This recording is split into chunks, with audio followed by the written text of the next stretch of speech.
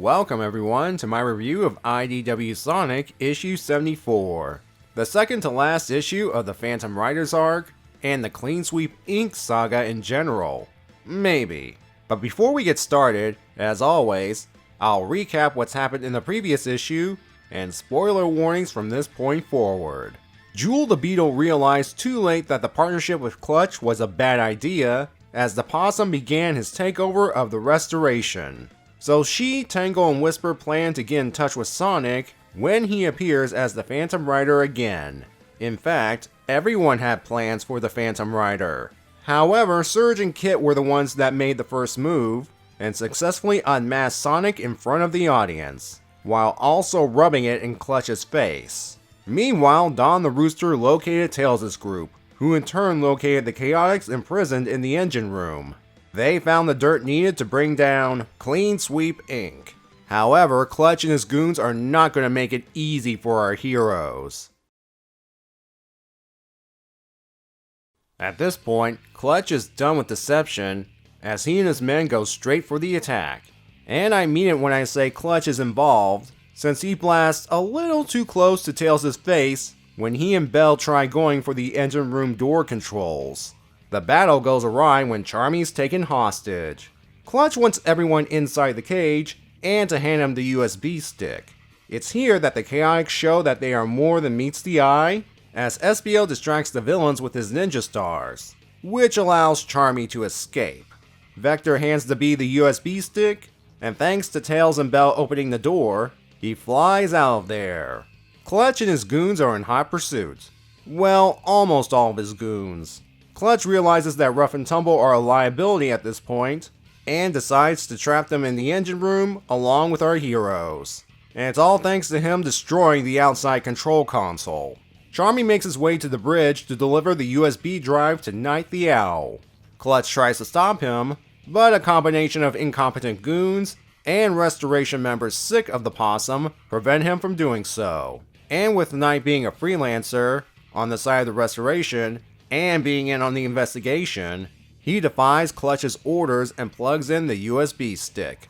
Jewel shows up with some armed reinforcements, and they stall Clutch and his forces while Knight broadcasts the truth about Clean Sweep Inc.'s activities. This includes polluting the environment, silencing whistleblowers, and using salvage tech to make weapons to sell to the highest bidder. And then he name drops Clutch as the one behind it all. Clutch shoves Knight out of the way, and pretty much confirms his actions are true when he yells at him. He's so angry that he failed to realize the broadcast was still on, and that's when everyone turns on him. To complicate things further for Clutch, Jewel activates the shuttle's self-destruct to prevent him from taking it, and once activated, it cannot be stopped. Clutch takes advantage of this by setting the shuttle on a collision course for Central City, and making sure no one alters its trajectory. Sonic, the Babylon Rogues, the new Diamond Cutters, and Surge and Kit spot the falling shuttle. Mimic, who's hiding behind one of the floating columns, prepares to pull his usual stunt of bailing when things get too hot. He doesn't get the chance as he's dragged back into the group thanks to Kit's water tentacle. This is when Mimic causes more discourse by telling Lanolin that Tangle and Whisper knew Sonic was the Phantom Rider and kept it to themselves. Lanolin, of course, calls the two out for withholding this information. It's during this that Sonic bails and heads directly towards the falling shuttle. Lanolin pursues, intending to capture the Hedgehog. Sonic points out that he'll face the consequences later.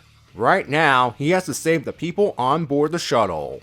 Tangle and Whisper backing him up is what convinces Lanolin to shift her focus from bringing Sonic to justice and towards saving those aboard the shuttle. The Babylon Rogues also head towards the falling shuttle because 1. They still want answers, 2. It's where the action is, and 3. Jet still wants a proper race with Sonic. This leaves Clutch's hired help. Surge gives Mimic an ultimatum: either take his chances with the new Diamond Cutters up there, or with her and Kit right here. Mimic chooses option 1. Kit wonders if he should have just yanked Mimic's board and let him fall. I would, but then he brought up the idea of Mimic possibly forming wings. It doesn't matter because it's revealed that Surge and Kit's plan is still in motion, and they have their eye on Clutch. And this is where the issue ends. Well, it seems that the X Factor that ultimately brought down Clutch was the Sonic, Tails, and Amy one, with the Chaotix being a very close second. Clutch originally wanted Team Sonic out of the clean sweepstakes because he considered them a threat.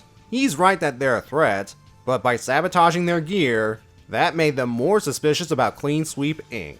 With the much needed assistance from Eggman, the Sonic portion of the X Factor successfully kept everyone busy, while Tails and Amy looked around and located Belle, and figured out who's responsible for all this. Sonic being allies of the Chaotix, who were doing their own investigation, led to one of them, Dawn, finding Tails' group, and I believe I don't need to explain things any further.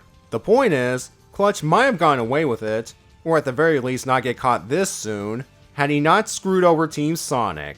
And give it up for the Chaotix. They may have stumbled at one point, but they got and hid the data long enough for Tails' group to rescue them, and Charmy scores a rare win by successfully delivering it tonight. Sonic's portion of the X Factor also inspired the other major players in this arc, resulting in some X Factors that are still ongoing. The big one still in play is Surge and Kits. The Phantom Rider encounters, and the cheering audience, inspired Surge to give heroism a try, only to have her hopes crushed when she learned that Clutch is controlling the narrative, which in turn inspires Kit's current plan. Originally, I thought I was following Clutch's orders to destroy the Phantom Rider by wrecking Sonic's Morpher and telling her boss she did the job he asked her to do. But now we realize there's something more going on. We're definitely in wait-and-see mode regarding these two. As for the others, we don't know what role the Babylon Rogues will play in the climax. Hopefully it's not a hindrance to Sonic's rescue efforts. Maybe they'll finally find out that Clutch is that mysterious client who hired them to steal the Echidna relics. It seems the new Diamond Cutters have fractured a bit due to Tangle and Whisper knowing more about the situation than Lanolin, due to the latter being heavily focused on fact of the matter justice. Mimic doesn't help the situation, as he utilizes the distrust seeds he's planted in Lanolin's mind earlier in the arc. Now thankfully, Sonic, Tangle, and Whisper made Lanolin realize that saving people on the falling shuttle is more important than bringing Sonic to justice, meaning that she's not too far gone. It might be a little too late to redeem her in the eyes of some, who would rather turn her into lamb chops with a side of mashed potatoes. Or would haggis be the more appropriate food item? Also, this little bit here reinforces Sonic's I don't care what people think attitude he's had throughout this entire arc. He knows where his priorities lie, and right now, it's saving everyone on the shuttle. Sonic's Phantom Rider outing has also inspired Jewel into action. First trying to remove Clutch by berating his actions, and when that didn't work, and after talking with Tangle and Whisper, she got a little more aggressive by rallying her forces to fight the Clean Sweepstakes goons while Night exposes Clutch. It might seem unfair that she had to break out the Wispins, but when you're up against big muscular minions, you need every advantage you can get. Last time I brought up the Captain America Winter Soldier vibe regarding the interaction between the members of the Restoration and Clean Sweep Inc. Of course, it was in the Stinger, so you might have missed it. Those vibes continue when the two forces started fighting each other. Bonus points for involving an airship situation. And finally, she set the self-destruct sequence so Clutch cannot steal the shuttle. That said, she did not anticipate Clutch pulling a crazy stunt like directing the shuttle towards a city. Clutch and his organization's true colors have been exposed to the public, and it's pretty much Captain Planet type villainy. Makes sense given the Sonic franchise's history with environmentalism. This does make me wonder about the Clean Sweepstakes' purpose besides trying to take over the Restoration. Was it to test some of the obstacles the writers had to go through so that Clutch could sell them to the highest bidder later on? I would not be surprised if this were true.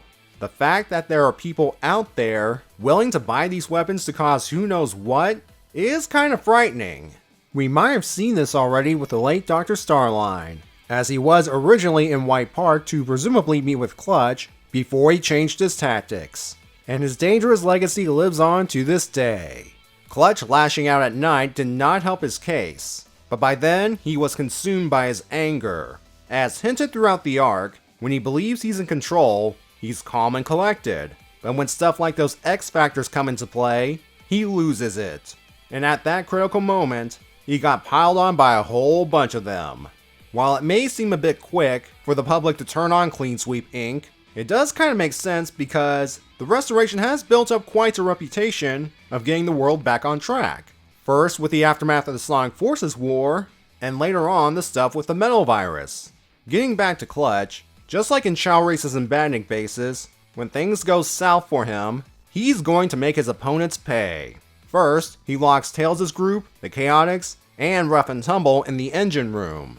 I have a feeling that this incident, and what might happen in issue 75, might help explain why, massive spoiler alert, Rough and Tumble are civil enough to participate in the flower competition in Spring Broken.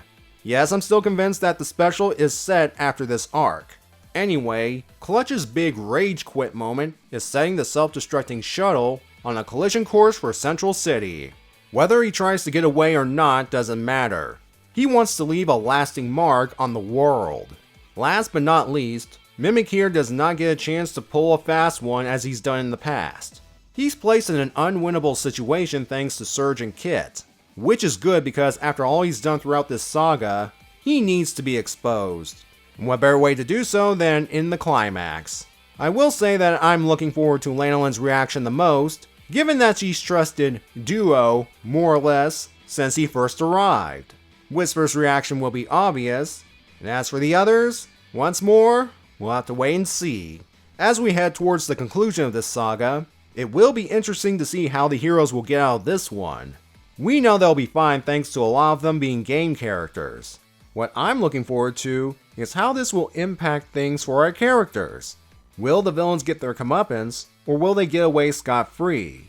We'll find out next time in the comics' 75th mainline issue. I'll see you then.